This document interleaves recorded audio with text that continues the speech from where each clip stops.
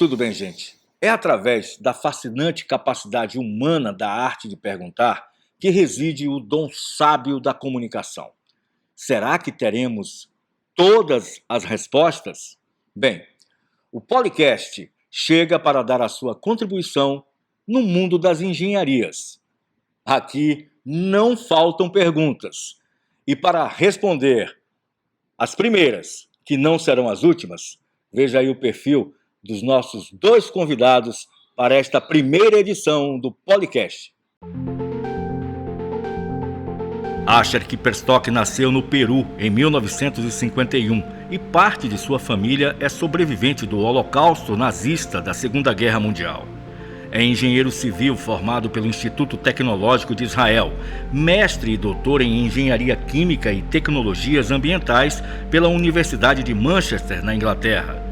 Ex-pesquisador CNPq, Asher é professor titular aposentado da Escola Politécnica da Universidade Federal da Bahia. Participou da implantação do Departamento de Engenharia Ambiental da escola e coordenou a Teclim, a rede de tecnologias limpas da UFBA. Antes de ingressar na universidade entre 1975 a 1990, Asher participou de projetos da Companhia de Engenharia Rural da Bahia, do plano diretor da duplicação do Polo Petroquímico de Camaçari e foi coordenador de saneamento da Secretaria de Desenvolvimento Urbano da Bahia. Maerbal Marinho nasceu em Salvador em 1949 e é engenheiro civil formado pela Universidade Federal da Bahia. Damos ênfase aqui na sua experiência em prevenção da poluição. Tem mestrado em Engenharia Ambiental e doutorado em Engenharia Industrial pela UFBA. Foi diretor da Escola Politécnica de 1994 a 1998 e professor da Poli até 2015. Maerbal foi pró-reitor de graduação da UFBA de 2002 a 2010. Coordenou o grupo de trabalho que elaborou o Programa de Ações Afirmativas da UFBA em 2004 e participou do GT, que elaborou o projeto da UFBA para o Programa de Reestruturação e Expansão das Universidades Federais, o REUNE, em 2007.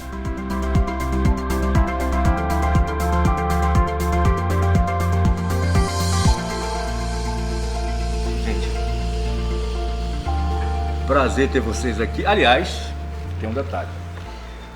Tanto Asher como Maerbal, eles estreiam o Policast aqui da Escola Politécnica da UFBA, mas eu posso dizer que vocês são polypositions também, né? Porque são os primeiros aqui que estão sentados nessa bancada maravilhosa aqui da escola, nesse espaço, né, que é a biblioteca da escola, que é um espaço ímpar da escola.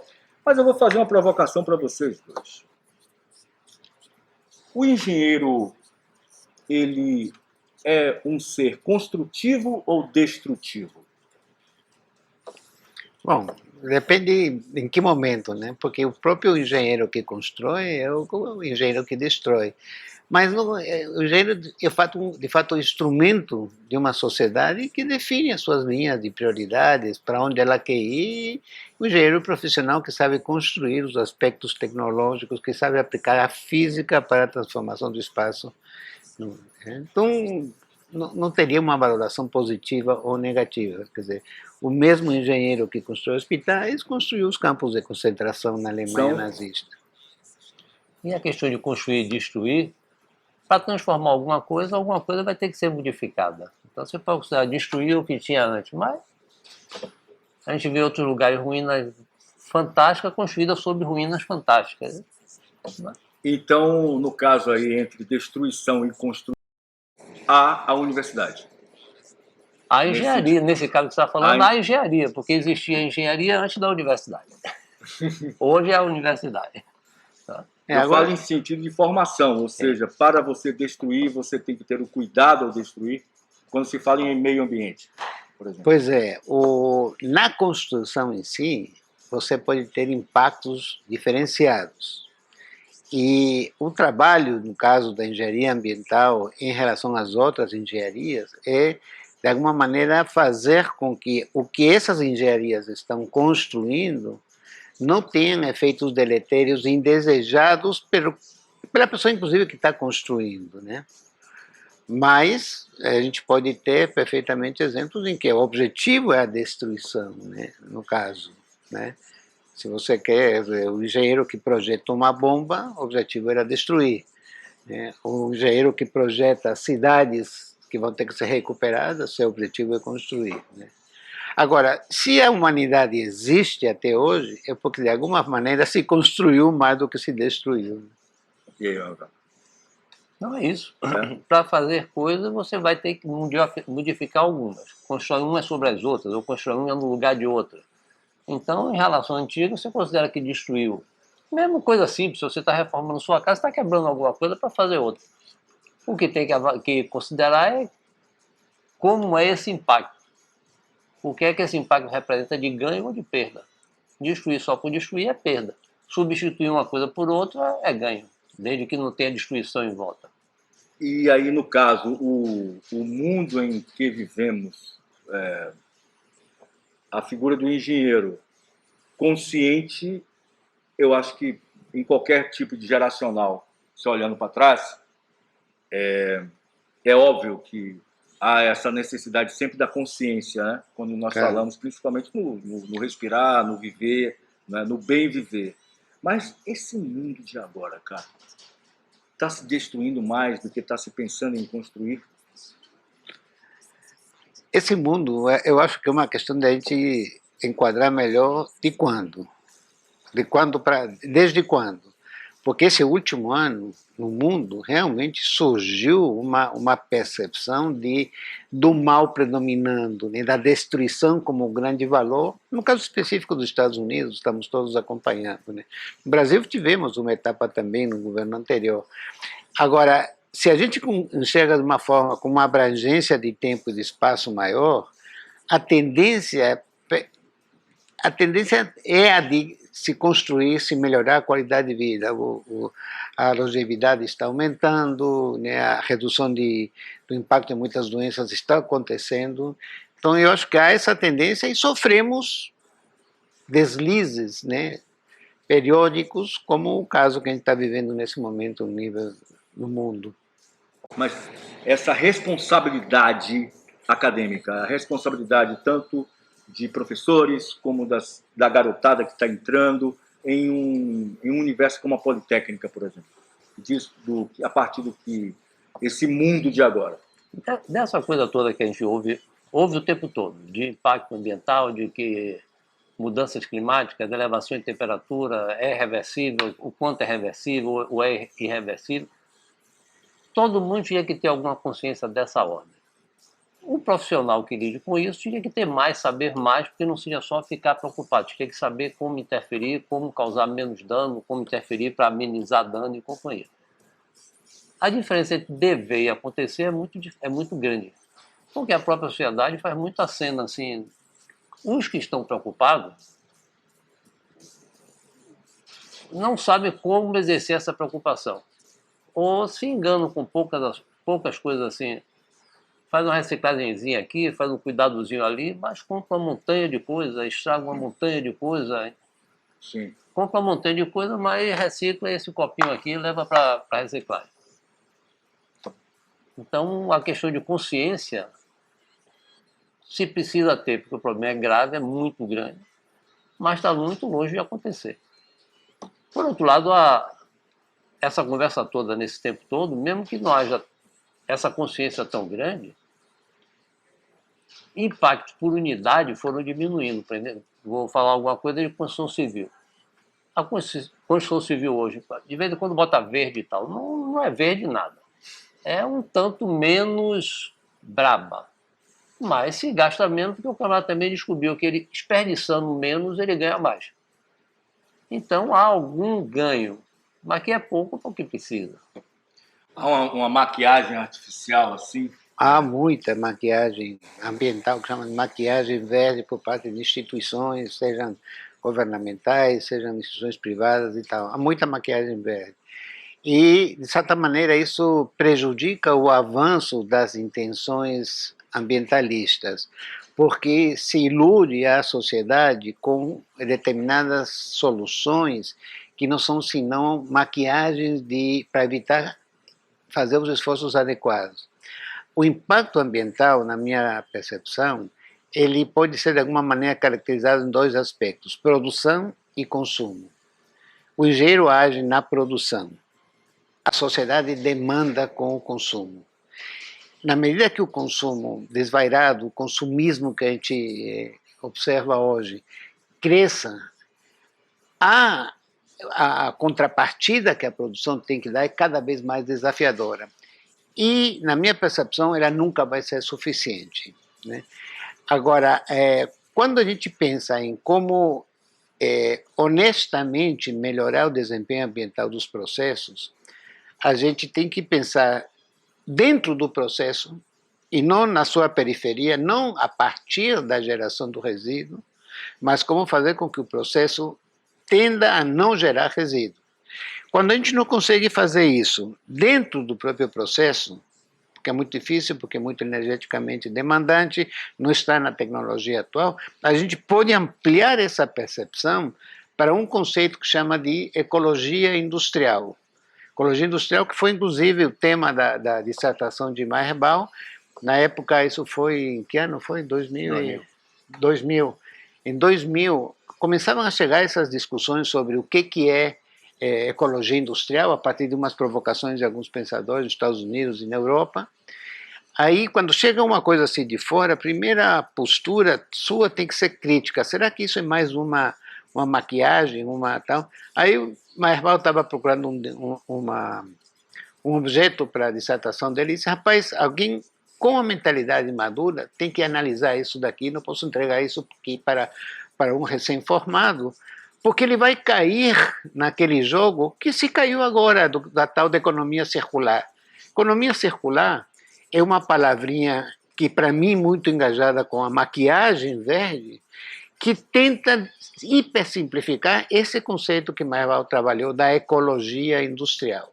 Aí, quando você vê pessoas, grandes empresas de refrigerantes dizendo que fazem parte da economia circular porque reciclam a tampinha da garrafa, aí eu digo, pô, mas o problema não é a tampinha da garrafa, é o conteúdo que o cara está botando para dentro do corpo dele. Então, que economia circular é essa? Entendeu?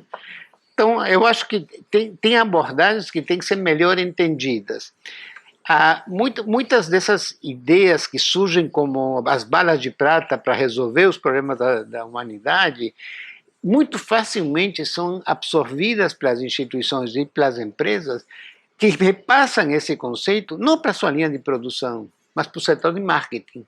E esse setor de marketing que vai fazer a imagem de que a empresa é verde. Então, não existe tal ideia de empresa sustentável, produto verde.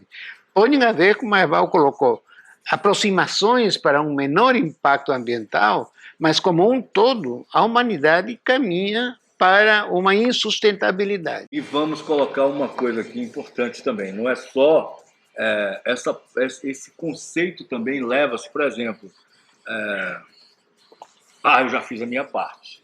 Eu reciclei a garrafa PET. Levei para reciclar. Isso Por exemplo, está no dia a dia das pessoas como sendo um bom exemplo. Eu queria que vocês comentassem um pouco sobre isso, essas mensagens que chegam e a pessoa se sente, olha, eu vou ganhar o selo de que eu sou um defensor da sustentabilidade. Né? Isso era um pouco daquilo que eu falei passando rápido, que com as propagandas todas, e até por conta de boa vontade das pessoas, mas não necessariamente sabendo o necessário. Fica essas pequenas coisas assim, reciclou alguma coisinha, tomou um cuidadozinho, plantou uma árvore eventualmente, como sendo uma coisa importante. Quando, por outro lado, não se conta com a demanda que se está colocando sobre o produto. Então, você precisa de muita roupa, muito isso, muito aquilo, casa desse tamanho, ar-condicionado, isso e aquilo, tudo que você demanda tem impacto. Aí você demanda uma montanha de coisa, mas você tem o trabalho de pegar uns 10 sacos plásticos e levar ali para reciclagem. Talvez se você tivesse consumido 10% a menos do que você consumiu, o saco plástico não importasse, podia não reciclar. Eu lembro uma certa feita, o pessoal de uma das cadeias de televisão aqui pediu uma entrevista para discutir, que na época estava muito em voga, que é a eliminação do uso dos canudinhos plásticos, né? Esse Aí inventaram canudinho de alumínio, de aço inox, de vidro, um diabo. Aí pediram para a gente gravar uma cena num shopping center, mostrando o uso do canudinho plástico, entrevistando as pessoas e tal. Eles dizem, rapaz, o problema que você acha que um shopping center ou essas catedrais do consumo provocam é o canudinho plástico. Eles dizem, vamos fazer o seguinte, vamos filmar o setor de descarte de materiais do shopping center e eu vou lhe pedir para você me identificar aonde que tem um canudinho no meio. Porque vai ver caixas e materiais, e isopores, uma quantidade gigantesca de coisas, e aí o pessoal está preocupado com o canudinho.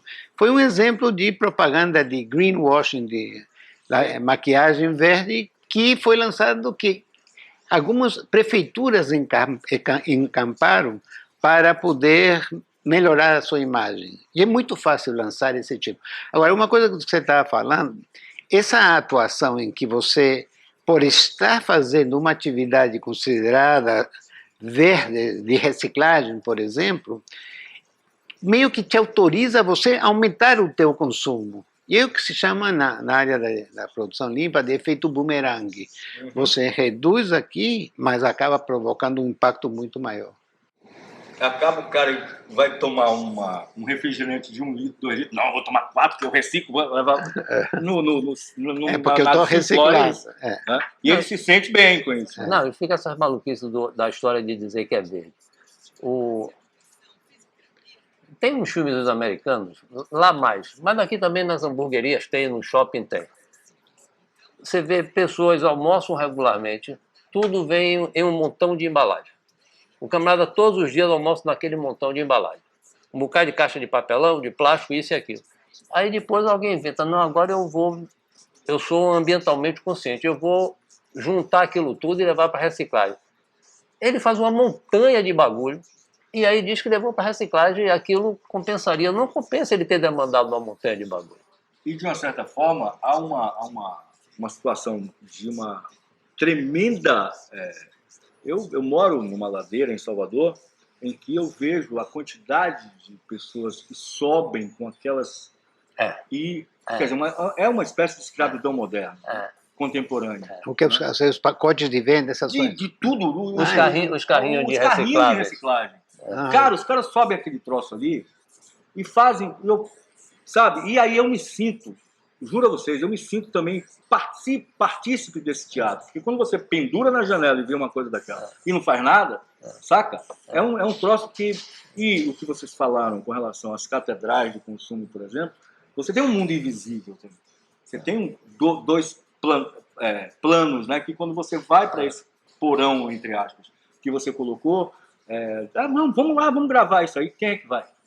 Não se mostra isso. E cada vez mais está gritante. Ou seja, as pessoas...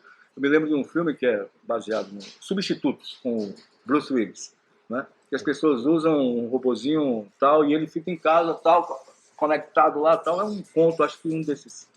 Não sei se foi do Isaac Asimov ou do outro. Os Substitutos, do Bruce Willis. Então, esse mundo... E eu acho até irônico se dizer, né? Mundo líquido que nós vivemos, né?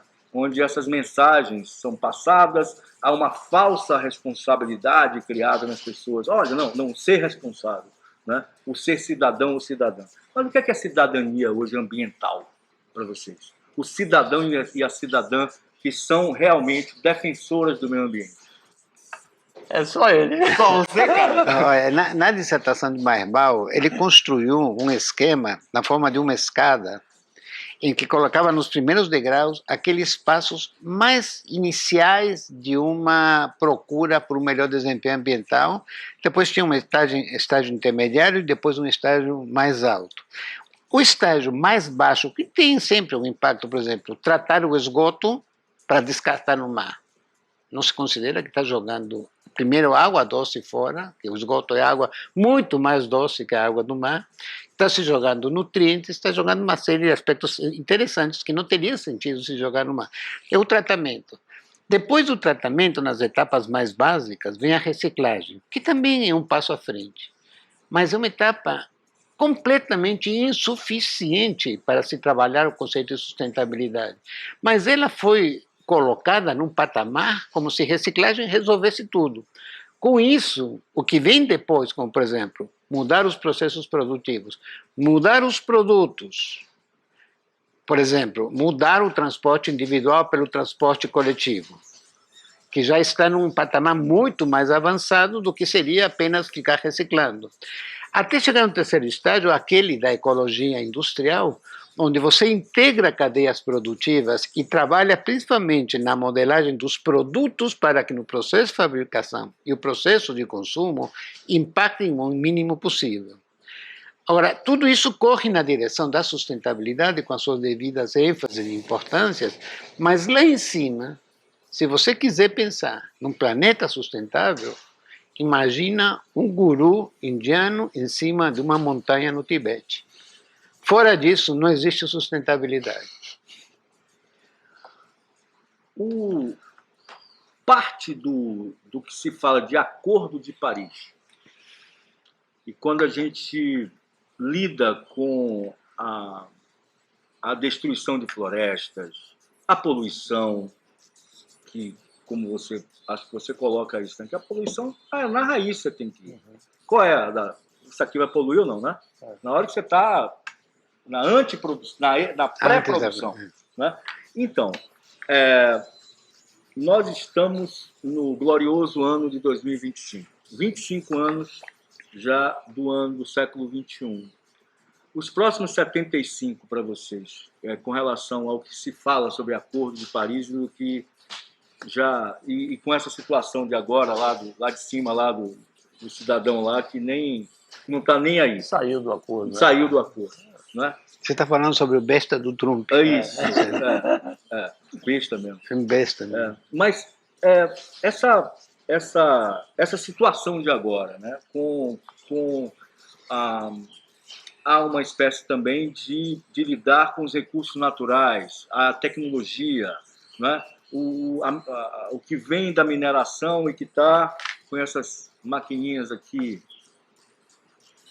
cada vez mais, né, sugando e cada vez mais processando o mundo mineral.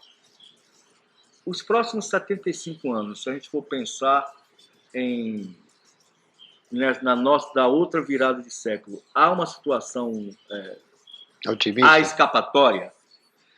Olha, eu considero, e sempre considerei, tanto que nas minhas aulas, minhas palestras, eu digo, olha, se tiver alguém que tem algum problema cardíaco e não seja capaz de ouvir mais notícias, então, por favor, pode se retirar, porque eu não vejo qualquer avanço substantivo na construção de sustentabilidade.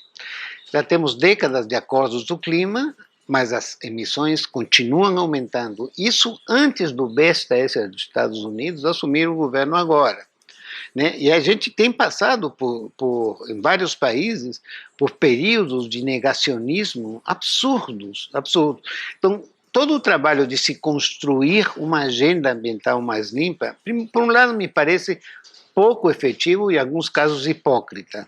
Mas, por outro lado, reações em relação a isso têm sido muito mais efetivas. É o caso aí agora. Quer ver um exemplo?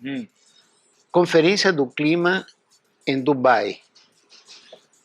Como é que se faz uma conferência do clima em Dubai? O que é Dubai, se não um exemplo da pior prática possível de consideração com relação à natureza?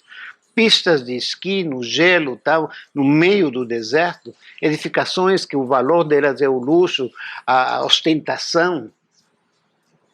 Quem, de alguma maneira, todos os grandes sheiks do petróleo sentados na mesa, será que o público não se dá conta que aquilo é uma farsa?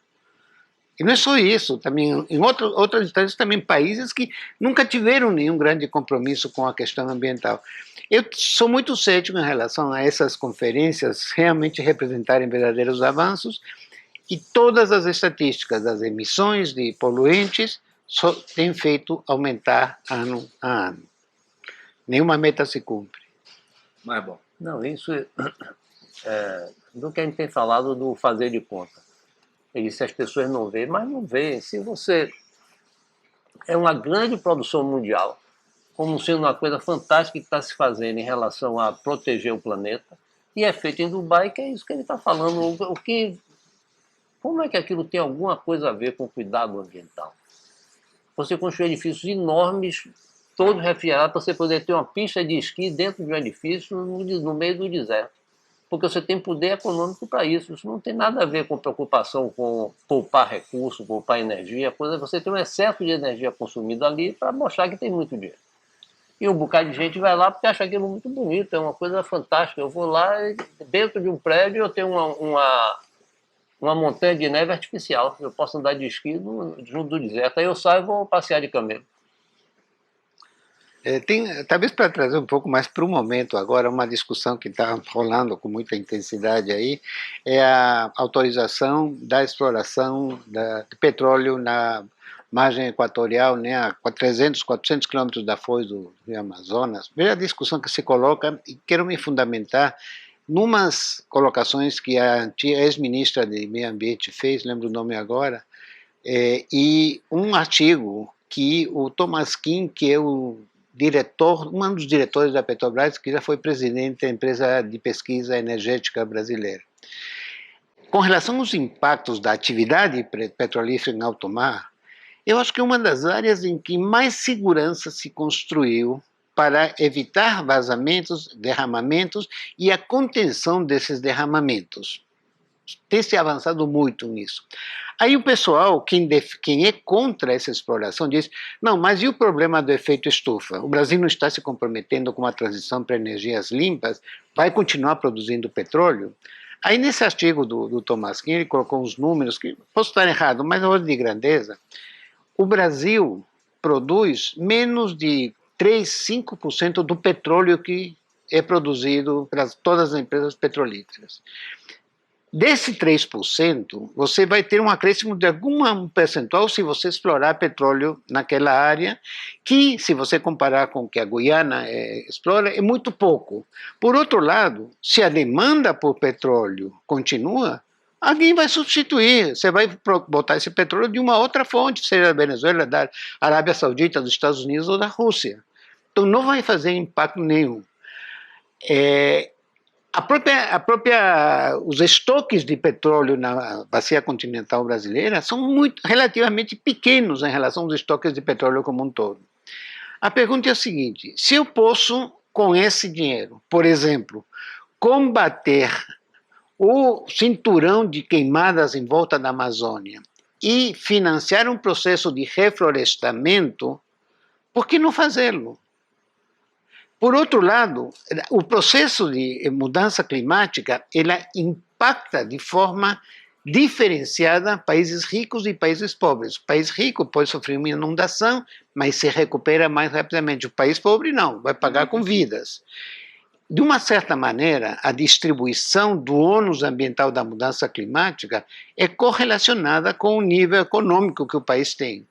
Por que o país vai abrir mão de ter alguma riqueza adicional para entrar num jogo um pouco mais balançado com as grandes potências, que são as causadoras e as que menos impacto sofrem? Né? Então eu acho que tem que cair um pouco nessa discussão. É um pouco maniqueísta dizer isso, que tem que separar a produção de petróleo de imediato. Mas eu vou chamar a atenção de uma coisa, já que vai ter muita gente que não eventualmente ouvindo.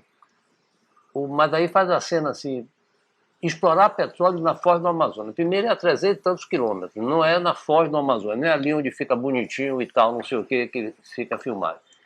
Mas fica explorar petróleo na foz do Amazonas, vai destruir o Amazonas, a última coisa que resta, e aí associa com a imagem da floresta que está sendo degradada.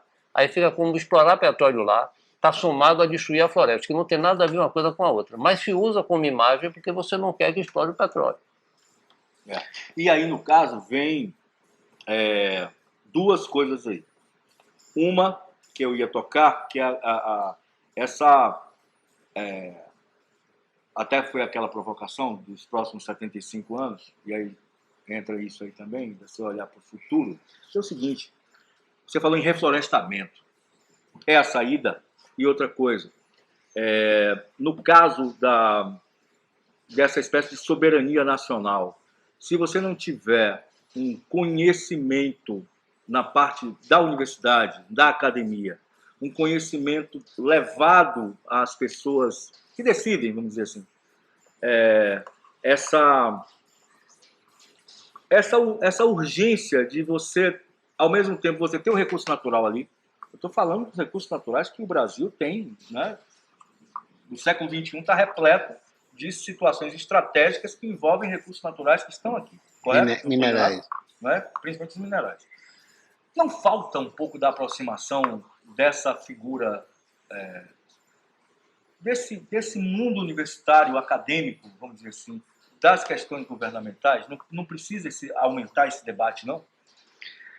Primeiro, não vamos exagerar o papel da universidade na construção do conhecimento, porque o conhecimento se constrói de uma forma muito mais ampla do que apenas no âmbito universitário. Por outro lado, no que tange à questão da mudança climática, o esforço que a comunidade acadêmica já fez para esclarecer a gravidade do problema, para primeiro mostrar que está existindo esse problema e ele é causado pelo homem, tem sido gigantesco. Mesmo não sendo a mudança climática talvez o maior dos problemas ambientais. Mas foi ouvida em alguns casos, foi negada em outros casos. Quer dizer, a gente teve um ministro do governo passado que falou uma bobagem dessas de que, denegrindo a ideia das universidades produzindo conhecimento, que hoje é claramente comprovado e já sentido. Agora, a construção do conhecimento é uma coisa, a outra coisa é a sua aplicação. E na aplicação dele, o que entram os interesses vários para a definição de qual o perfil de desenvolvimento que você vai ter, são muito grandes. Agora, que há uma necessidade fundamental de crescer, de manter e fazer crescer a relação entre os centros acadêmicos, as instâncias de governo e as empresas do mercado privado também. Isso é fundamental. E os países que têm conseguido esse tipo de envolvimento claramente deslancham. Exemplos claros: Coreia do Sul e China, né? Singapura, talvez, que têm conseguido uma integração muito forte, onde, inclusive, em ambos, sejam economias capitalistas ou de outro tipo de modelo, que não seria o comunista e tal, quando há uma parceria público-privada forte e uma orientação e um planejamento público de longo prazo, as sociedades se tornam muito mais competitivas. Quer dizer, o que hoje os Estados Unidos quer tentar fazer é boicotar porque se mostra incompetente para encarar o nível de evolução da tecnologia chinesa, né? O que eu coloco, por exemplo, nós temos na parte, tudo bem, você tem a graduação, mas, ao meu ver, quando e aqui a Poli, eu acho que ao longo desses últimos 20 anos, ela tem esse salto entre graduação, pesquisa e pós-graduação. Sim, muito forte. É, muito forte. Esses resultados virem a serem exemplos, vamos dizer assim, desse enfrentamento, dessa situação que envolve, por exemplo, a questão do petróleo lá de cima. Não é isso?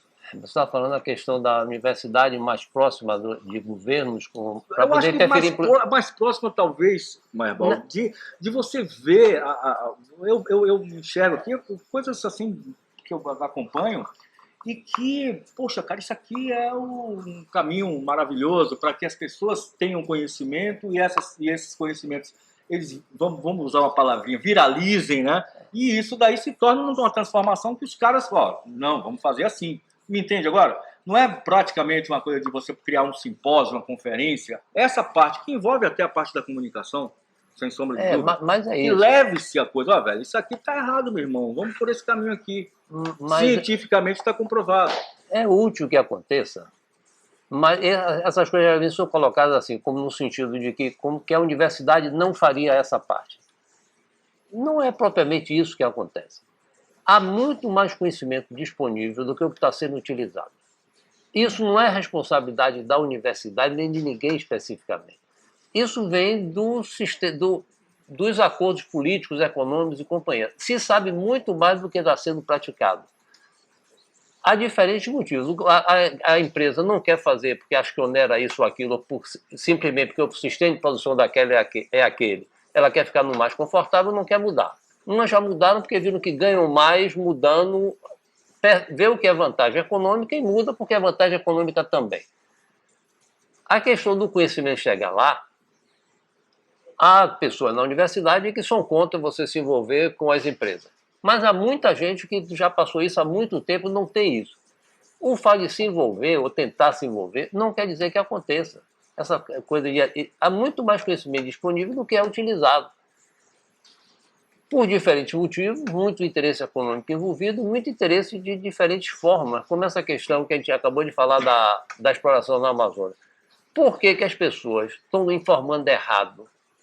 Porque elas querem que não explore o petróleo. Então elas sabem que estão fazendo a imagem, que estão associando o petróleo lá diante da floresta do Amazonas à destruição da floresta. Elas sabem que estão passando essa imagem para a sociedade.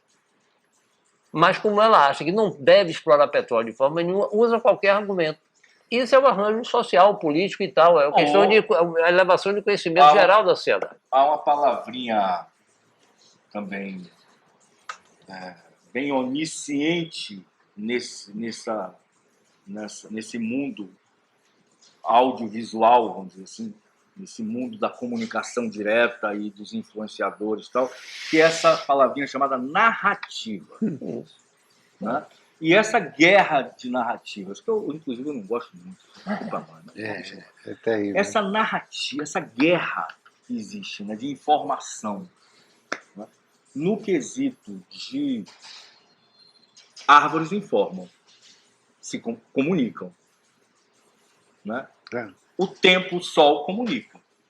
Do jeito dele, comunica.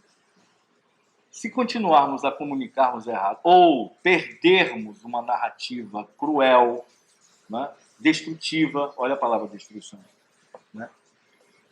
Como fazê-lo? Como transformar ou o monge do Tibete, ou Asher, em centenas de Asher e centenas de monges do Tibete? Hein, meu querido? Rapaz, é uma luta inglória. Diária. Diária e inglória. Horária. Aí eu fico dizendo o seguinte, você acredita que vai haver sustentabilidade? Então, afirme isso na véspera de um Natal, do andar de cima de um shopping center olhando para baixo. Se você consegue ver sustentabilidade com esse ambiente, então me diga qual é o caminho. Porque experiências individuais são muito bem-vindas, experiências com reciclagem são ótimas, mas são completamente insuficientes. Agora, como relacionar conhecimento acadêmico com o setor produtivo? Veja bem, inovação não se faz na universidade. Inovação se dá dentro do mercado. E quem faz isso é o produtor. O produtor, se estiver num caminho de inovação, ele se nutre de informações e conhecimentos e demanda, inclusive, determinadas adequações do desenvolvimento desses conhecimentos para chegar ao produto inovador que ele sabe que vai ser demandado pelo mercado. Uma invenção não é inovação, a não ser que entre no mercado como um objeto de desejo, seja pelos aspectos positivos ou seja por outros aspectos. Então, se você chega com uma ideia brilhante de como reduzir o impacto ambiental de uma coisa e um concorrente lança um produto terrível, muito pior, mas que tenha maior apelo de consumo, você vai demorar muito se algum dia você conseguir colocar aquela tua alternativa na prática como um novo produto. Né? Então, é a construção dessa consciência global de que precisamos trabalhar em prol da sustentabilidade, na direção, mas trabalhar na velocidade necessária, é fundamental, mas eu não vejo com otimismo nesse momento. Negócio da velocidade, assim, teve não sei, uma pessoa, um pensador francês, Pierre Calame, que era um funcionário, alto funcionário do governo francês, isso há anos atrás, que ele diz o seguinte: a sustentabilidade é trabalhamos em prol da sustentabilidade, só que num trem, o do desenvolvimento, que anda 10 vezes mais rápido para trás. Então você está assim, não, estou produzindo isso, legal, qual é a tua referência? As janelas do trem? Ótimo, estou avançando, estou andando, avançando dentro do trem.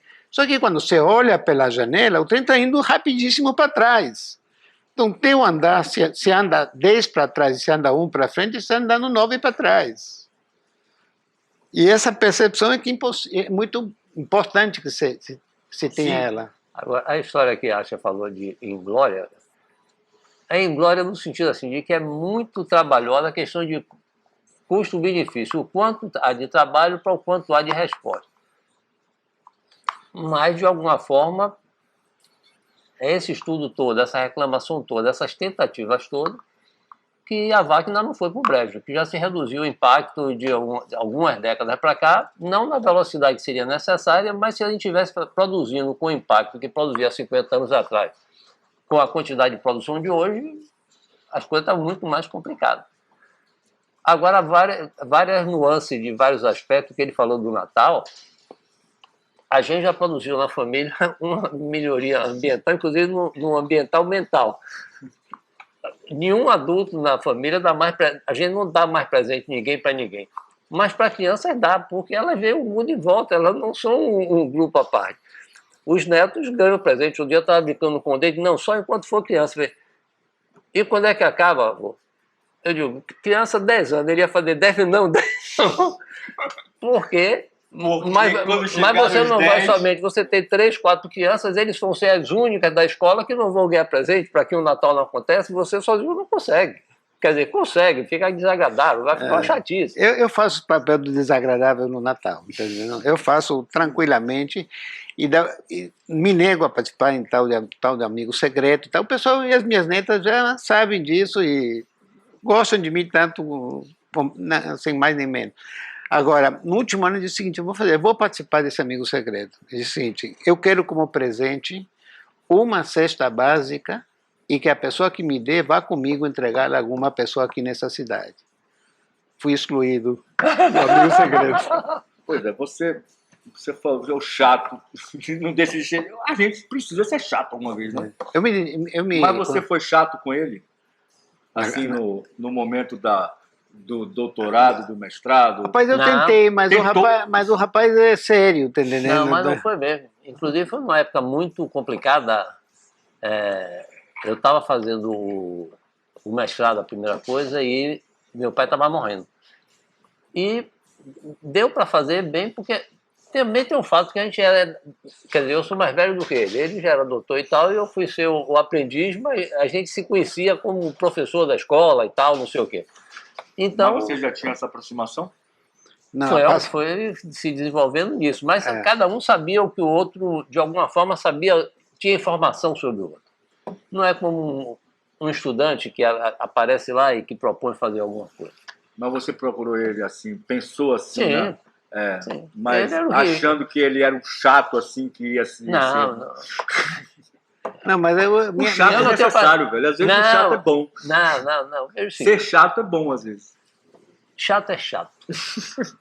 Chato é ser chato. É chato. É chato ser chato. Mas o chato que eu falo não é bem a palavra chato, né? Não é nesse sentido. Mas o cara rígido, o cara que cria assim... Mais do que rígido, exigente. Uma exigência e assim... Não sei, cara. Mas isso não é ser chato, isso é o necessário. Isso sim, não é ser chato, isso é o necessário. É diferente. O chato seria você ficar... Mas vocês vão entender porque aborrecendo... Tem uma agenda escondida. Então, mas é o seguinte, e ele era chato? Não, rapaz, rapaz, eu acho que na pós-graduação, e na graduação também, não tem coisa pior do que o orientando que se faz de coitadinho e fica pedindo apoio, em vez de tentar se desenvolver seu trabalho e pedir e fazer as perguntas interessantes de serem respondidas, né? Não, mas Baú trabalhou com uma autonomia, né, enorme, já via com resultados. Uma das publicações, porque no programa de engenharia industrial você tem que fazer 2, 3 publicações em revistas de peso na Academia Internacional. Uma das publicações dele, mesmo ele não tendo participado inicialmente no trabalho de campo, mas fez a análise, foi sobre os resultados que a gente conseguiu no programa Água Pura aqui na universidade na redução do consumo d'água. E uma das questões, uma das conclusões que ele trouxe, que é importante, é o seguinte: normalmente se fala que para levar à frente um programa ambiental tem que vir de cima para baixo. Quer dizer, comprometimento da alta direção. E ele provou que a gente tinha feito o contrário, porque não havia um comprometimento inicialmente na alta direção, da reitoria, principalmente na etapa mais ao final, mas a coisa correu porque o nosso trabalho de base, até certo momento, era permitido e o suficiente para engajar algumas unidades acadêmicas. Não todas, porque temos aqui na universidade tudo quanto é tipo de gente. E considerar que a universidade é um palácio da consciência ambiental é completamente equivocado, não é isso mesmo, né? Não, Mairbal produziu conhecimentos que eu estava precisando também, dentro de uma linha mais ampla de pesquisa, né? Daquilo que você estava falando antes, do conhecimento e da universidade, o conhecimento para fora, isso e aquilo. Sim. Não é só para fora, as coisas são mais complexas. A outra coisa que eu fiz aí já no doutorado foi a questão de avaliar como as universidades se comportavam em relação à sustentabilidade. O que a gente vê, ele está falando daqui, da nossa universidade. Mas isso, a gente tem que ver uma montanha de artigos e tal, e coisa para fazer o trabalho, né? No mundo inteiro, uma ou outra tem um nível maior de incorporação, mas no mundo inteiro, as universidades funcionam de uma forma que faz parte da qualidade da universidade. Todo mundo trabalha com muita autonomia. Pode juntar reitor, diretor e tal e coisa, não pode determinar o que eu, como professor, vou fazer. Ele pode determinar que eu tenho, quer dizer, o sistema determina que eu tenho que dar tantas horas de aula, eu tenho que estar presente no trabalho, isso e aquilo. Mas não determina o que é que eu pesquiso, o que é que eu faço, isso e aquilo. Que é uma qualidade. Por isso acontece uma montanha de pesquisa, uma diversidade de conhecimento, um bocado de exploração, Não isso e vira aquilo. uma coisa quadradinha, né? Por isso... Por isso que Trump está retirando o dinheiro das universidades. Por isso que ele está tirando dinheiro da universidade, porque a universidade é o inimigo de uma besta daquela. O Inominável queria também aqui anteriormente. Né? Conseguiu em parte. Né? Mesmo que a universidade não consiga se juntar tanto para fazer assim, que o conhecimento que tem seja o que predomine, que também é bom que não seja assim, ninguém seja dono da verdade, mas não é à toa que as bestas vêm sempre sabotar a universidade, porque onde tem conhecimento é ruim. Sim, mas conclui. Mas tem universidades importantíssimas no mundo, que via assim, a universidade tem 100 e tantas, 200 disciplinas da área ambiental dispersa, variada. E o registro é que não quer dizer que consegue orientar a própria universidade para que ela toda esteja ambientada, mais dirigida para a sustentabilidade. Porque aí esse não concorda, aquele não concorda, o departamento não concorda, não sei o que não concorda. Não é um defeito, é uma característica própria da universidade, que é o que permite também milhares de pesquisas. Mas é um sistema semelhante ao que acontece para o resto do mundo. Você tem que conseguir convencer as pessoas, imagine isso nessa escala, de convencer quem tem diferentes níveis de educação, que o problema é do tamanho que é. Vocês acreditam em neocolonização? Ela já está ocorrendo? Em termos de uma prevalência do conhecimento do norte em relação à sociedade, rapaz, ela acontece de fato, e há de se ter muita visão crítica na hora de você absorver ou criticar proposições que vêm, seja de onde for, seja de um país do lado, seja de um país do norte, o que seja. Quando chegou esse conhecimento, essa lógica da ecologia industrial, né, que eu fiquei com o pé atrás, digo, olha, qual a pegadinha aqui? É só uma visão positiva, otimista, de bom caráter, né, que esses pensadores estão tendo nesse momento? Aí eu estava nessa ansiedade para resolver, e Mairbal resolveu ela. Né? E eu falei, afinal, é sério ou não é sério o assunto? É sério. E aí organizou o pensamento do que é essa tal de ecologia industrial, que a gente levou, inclusive, como proposição a muitas das empresas do polo petroquímico que já estava trabalhando em nível da otimização do uso da água e da energia. Né? Eu me lembro, nos seminários iniciais, a gente viu sobre do que Teclin estava tendo com as empresas do polo, que alguém, não sei se foi você, quem foi que falou sobre ecologia industrial. Aí um gerente de uma das grandes empresas chegou e disse para mim, me bota aí na lista, eu quero estar nessa iniciativa. Algumas empresas, de fato, entraram nessa lógica, empresas que... Né, mas você sempre tem uma ideia de que nada é suficiente. Simplesmente por uma única razão. Nada é Não é suficiente. Com Sim. tanta gente demandando tanto. É porque ele tem falado de ecologia industrial, talvez seja bom Pontuar, né? dizer um Sim, pouco sim. o que é isso. Eu estava esperando Ah. uma deixa para a gente A fazer primeira isso. coisa que eu estudei lá com ele foi uma questão de controle da produção, controle da poluição, prevenção da poluição e, na sequência, ecologia industrial. Controle da poluição é aquela história que é o que a gente sabe historicamente, é o que quase todo mundo sabe. Você quer fabricar qualquer coisa, tem um bocado de resíduo, um bocado de efluente, ou o que seja, e você tenta controlar o impacto daquilo fora. Então tem que ter as estações de tratamento, as centrais de tratamento, isso e aquilo. Quer dizer, você gera poluição e depois vai tratar aquela poluição. Então você tem dois impactos, o impacto de desperdiçar material e depois o impacto de todo um processo para reduzir aquela poluição. A prevenção da poluição já seria diferente. Você poluiria menos, você otimizava seu processo, você pensava mais no que ia fazer, de forma que você desperdiçasse menos coisa. Então você teria menos coisa para jogar fora. Prevenção para não poluir. Prevenção, em vez de você poluir para controlar depois, você prevenia, então você teria menos poluição. O ideal seria que não tivesse poluição nenhuma.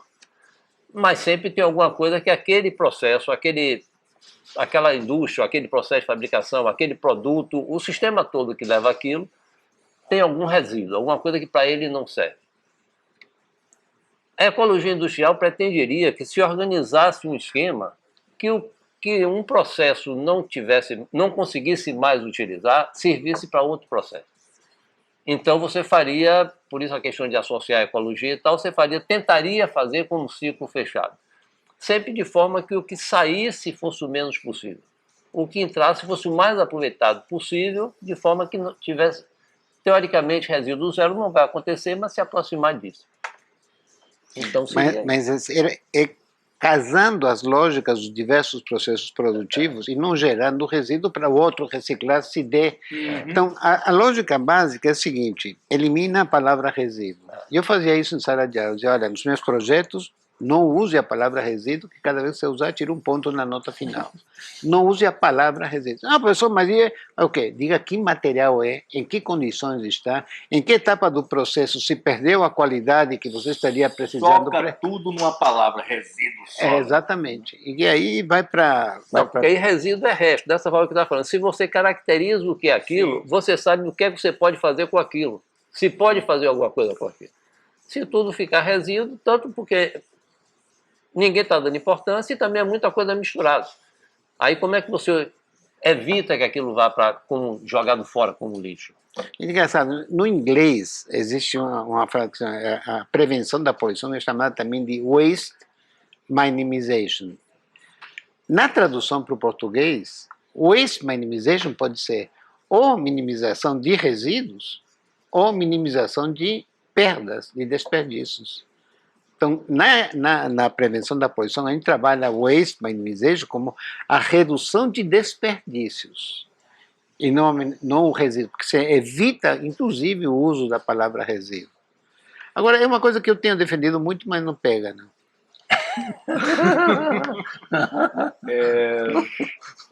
Hoje, quando vocês... só Salvador, não só Salvador, mas outras cidades também, outras capitais, outras megalópolis. Né? Quando vocês se deparam com esses monstrengos urbanos aí que a gente vê, né? Trafegando por essas cidades, ou a aplicação desmiolada, muitas vezes, de você concretar, né? Taludes e mais taludes, tá? Concretar e desertificar, desverdejar. Qual a sensação que vocês têm? Eu não estou falando só de Salvador, não, tá? Mas... o processo vem antes, né? É por que motivos a população é empurrada para construir em áreas que em si apresentam riscos e perigos geotécnicos altos, né? E na medida que esse tipo de ocupação se consolida, ser chamado até dar respostas. Na época do governo militar, a resposta era a erradicação da favela, se tirava as pessoas de um local onde já tinham montado o conceito de comunidade e distribuía em outros locais e tal, quebrando a lógica do que é esse conceito comunitário. Mais recentemente, diz, olha, o pessoal está sentado aí, vamos fazer o possível para não ter que tirar.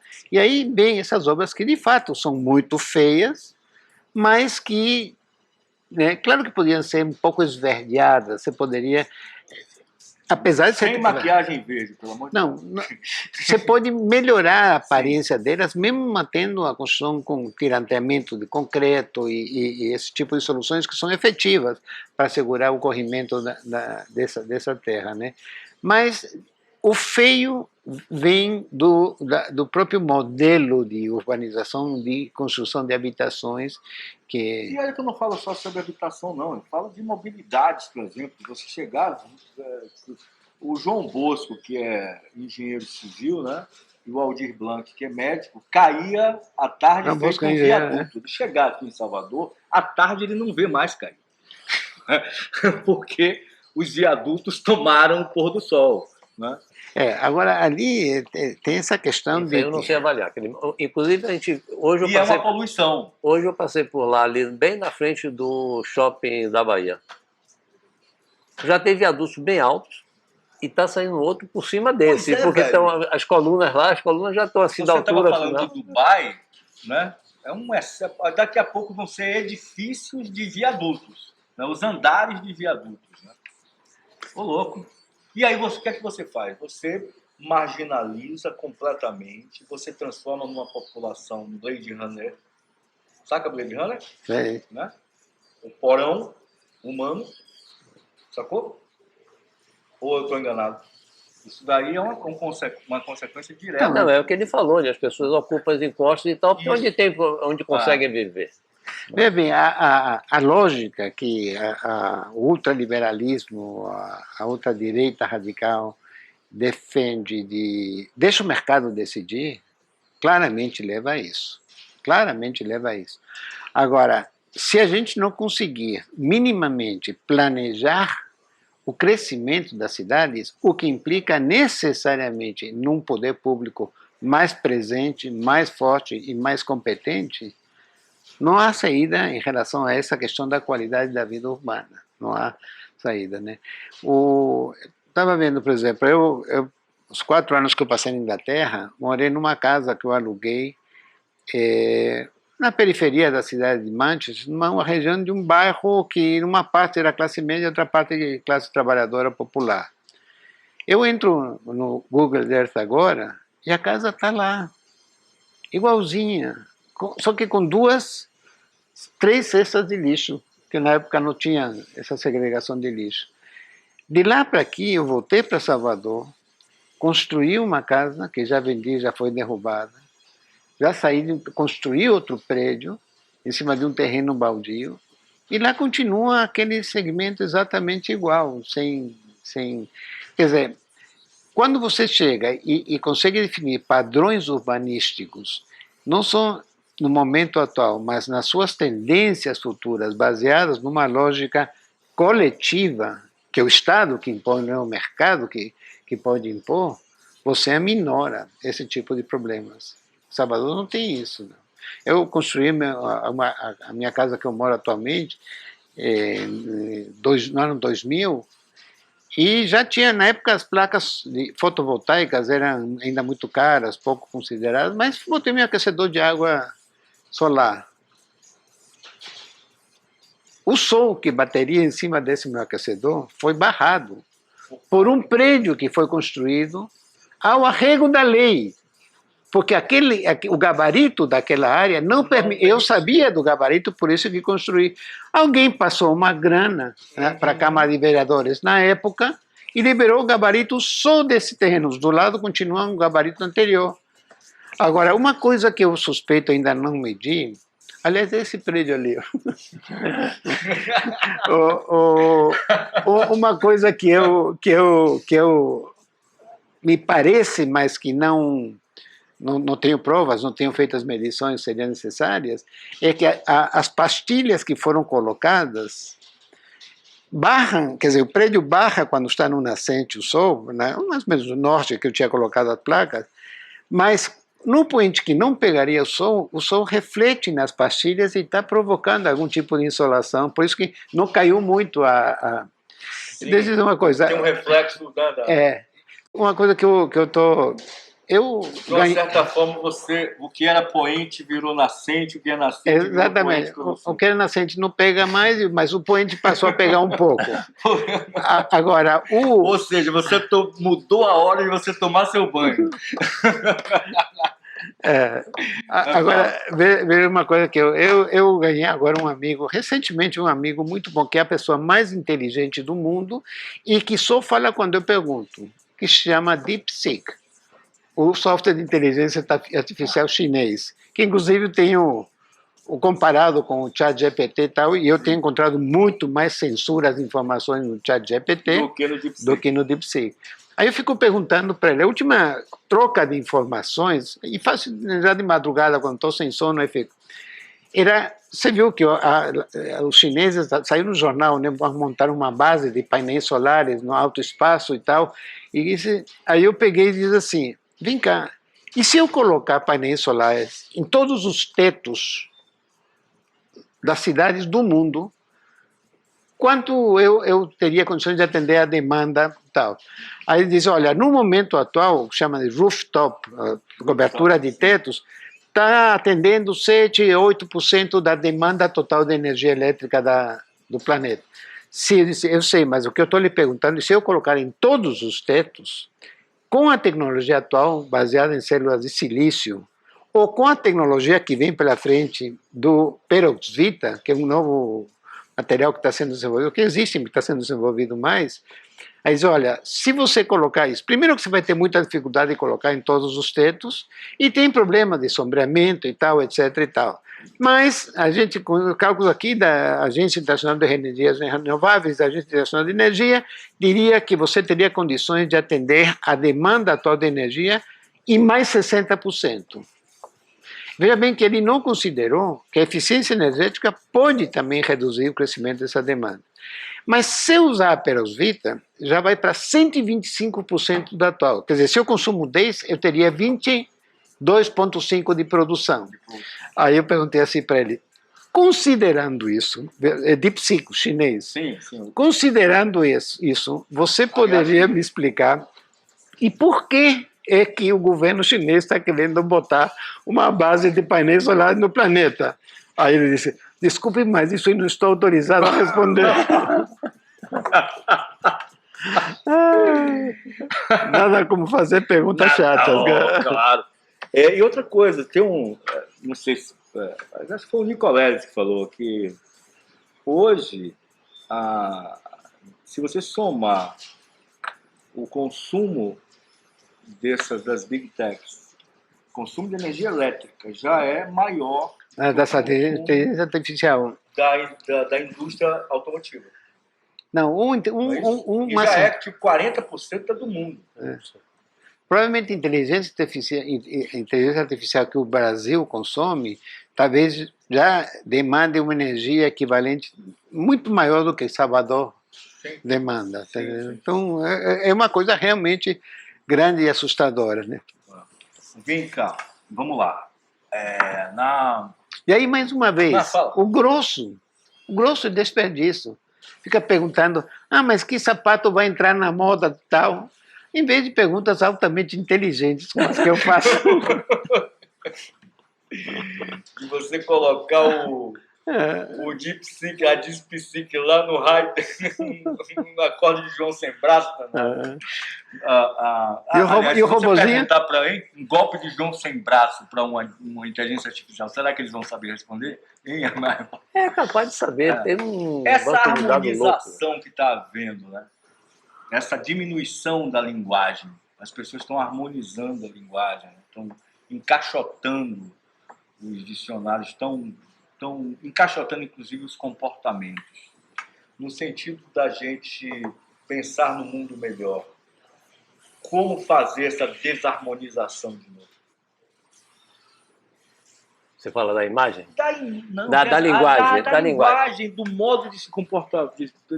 Você me lembrou, sabe por quê? Porque você falou assim, como escolher o melhor sapato, tal, não sei o quê. Ou seja, essas harmonizações que estão havendo.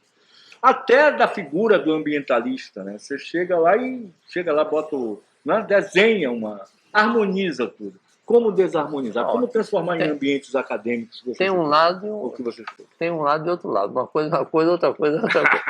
E tem outra coisa, e tem duas coisas do outro lado. Uma coisa é com o conhecimento mundial, você vai falar mais parecido, por exemplo, vai falar predominantemente inglês, aí vai incorporar palavras de inglês. E a cultura, cara? Não, mas veja o que acontece. Sim. Isso é um lado. Isso acontece, mas isso poderia ser considerado como uma ampliação, não como uma diminuição. Aí o pessoal fala que vai acontecer, que o pessoal ficando direto nos telefones e tal, está fazendo abreviações para poder sair mais rápido e tal. Então, quem ficar desesperadamente nisso vai ter esse tipo de perda. Mas eu vejo, por exemplo, nossos netos, eu tenho um neto pequeno, ele também tem. Eles falam coisas que a gente não falava. Outro dia, a minha neta menor disse para a babá falou alguma coisa de que São João ela não gostava do Natal, mas São João ela não gostava porque foi uma comemoração porque o São João morreu. Ela é evangélica, é uma invenção que não corresponde, né? É anúncio de que o João Batista nasceu, não é de que morreu. Ela bateu na tampa, assim, vai fazer 7 anos agora. Mas como é que você acredita nisso? Como é que você acha que alguém comemora que alguém morreu? Você não pode acreditar em tudo que lhe dizem assim, ó, com menos de 7 anos. Então, o pessoal fala, no meu tempo, eu conheci poucos colegas que liam, nunca teve muita gente lendo, não, nunca teve. Em compensação, tem uma... Sim, perfeitamente. Tem uma autora que eu conheci há pouco. Ela escreve muito e vendeu muito, agora ela consegue viver. Levou um tempão trabalhando com professora, isso e aquilo. E agora ele consegue viver bem. Ela já ganhou, eu fiz uma conta, já ganhou uns 50 milhões em livros. Ela escreve muito, muito, de forma delicada, bonita e tal, e vendeu uma montanha de livros no mundo. Então, vai ter espaço para uma coisa e outra. Vai ter essas simplificações bestas. Às vezes eu fico imaginando que a gente fala de analfabeto funcional, a gente vê com a nossa desigualdade aqui, muitos dos nossos jovens vão continuar fazendo aqueles trabalhos que vão ter cada vez menos trabalho para fazer. Vai haver alguns dos filhos de rico que vão entrar nessa também. Porque eles poderiam estudar alguma coisa, mas se ficarem nessa besteirada e os pais passando a mão na cabeça, pode não aprender, ele não serve também para o sistema de produção, porque ele não sabe, ele sabe ver o que está ali na tela, ele não sabe operar o computador. Ele não sabe interferir para trabalhar. Pensador, eu citei ele agora há pouco e quando falamos de inteligência artificial, eu concordo com ele com relação a não existe inteligência artificial. Não existe. Nicolai diz isso, não tem inteligência artificial. Não tem. Na verdade, é o que nós todos os nossos cérebros mundiais estão lá alocados e a pessoa está lá, né? E você está recebendo isso como se fosse uma novidade ou a resposta para as suas perguntas. A capacidade crítica, digamos assim, a capacidade humana de questionar, de perguntar, não é? É fundamental hoje Não, sempre foi. O que constrói conhecimento é saber perguntar, não é saber responder. Porque se você responde a uma pergunta errada, você não avança em nada, ao contrário, você vai para trás. Na defesa do meu memorial para titular, eu dediquei uma cenografia, uma peça, coloquei uma peça para o pessoal assistir, de um cenógrafo israelense, Ohad Naharim, que ele grava uma situação em que uma das festas, das festividades judaicas, se coloca a criança mais jovem para fazer 13 perguntas e o pessoal, a plateia, responde as perguntas e tal. O essencial é saber perguntar. Agora, a inteligência artificial, o que se chama inteligência artificial, é sistemas de processamento de tal velocidade que em 18 segundos analisam 5.000 artigos, e se você pede, eu só quero artigos publicados nessas revistas que têm fator de impacto 15 para cima, você está realmente bordando o que há de mais avançado na ciência em 15 segundos. Você precisaria de ter 10 estudantes de iniciação científica, 20 de mestrado e doutorado, para ler esses artigos e sintetizar no seu trabalho. Então a questão é saber, É uma grande ferramenta. é saber fazer as perguntas. Uma outra neta de um amigo disse que mudou para uma escola católica, e teve aula de religião. A minha perguntou na tampa: e vai ter aula de ocultismo? Na tampa. Então...